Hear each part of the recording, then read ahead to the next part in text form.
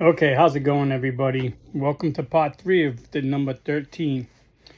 As you can know, I've just been showing you guys relevance to the number 13 from a lot of things in general, from the flag to the calendar, which will probably be part four, and most likely the final part, to the religion. Okay, and we're gonna cover the religion one right now. There's a lot of stuff linked to the number 13. 13 is linked to Judas, which was the last to join the Last Supper, who also is the one who betrayed Jesus Christ. Let's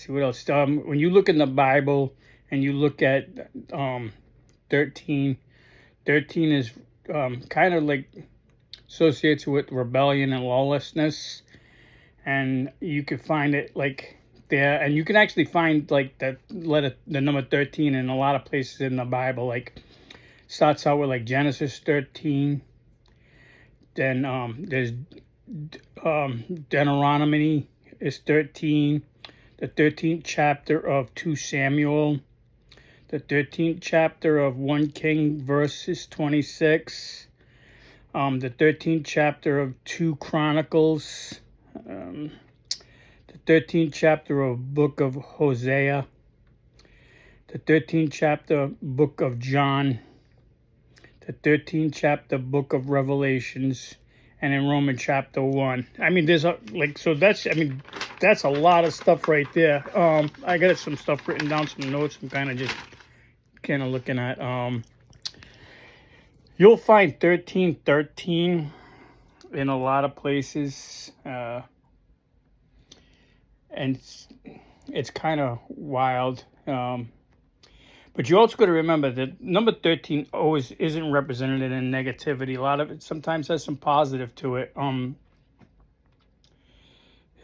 The 13th can mean as far as like a new life, a new start, growth, chance, spiritual, a new awakening. The apostles, there was 12 apostles, and Jesus Christ made 13. And of course, like I said, the 13th was Judas, and when Judas he he betrayed Jesus, but he was replaced later on with what the heck's his name, Matthias, as an apostle. So there's a lot, like I said, there's a lot of different things that are out there with the letter 13, and I just kind of skimmed over a lot of it because I don't really want to get too deep because it really gets insane. I want to save the fourth part, which is a really crazy part with the calendar months, and that gets really confusing. So I'm trying to keep these little videos down under 5 minutes because I know people don't like to watch them if they're too long. But like I said, so when you look at this stuff, I mean, you should just go back and start to look at like how much, like I said, the letter, ouch, sorry about that, the number 13, how it really correlates in our life. And it correlates a lot. It's not so much like, Friday the 13th unlucky, which a lot of people think is unlucky, superstitions. But you just got to break stuff down and you got to really look at it. Like here's just like one that's like the letter 13 is linked to Judas. And Judas' last name was Skyrat. I don't know how to pronounce it, so I can spell it out for you, but you can look it up. Scariot, riot, Scariot. Now his name has 13 letters. Is that a coincidence? Maybe. But like I said, if you start looking at all the stuff that could have happened and can happen in life, the number 13, so far it's involved like the flag, our country itself, because of the 13 colonies, the original colonies, the Bible.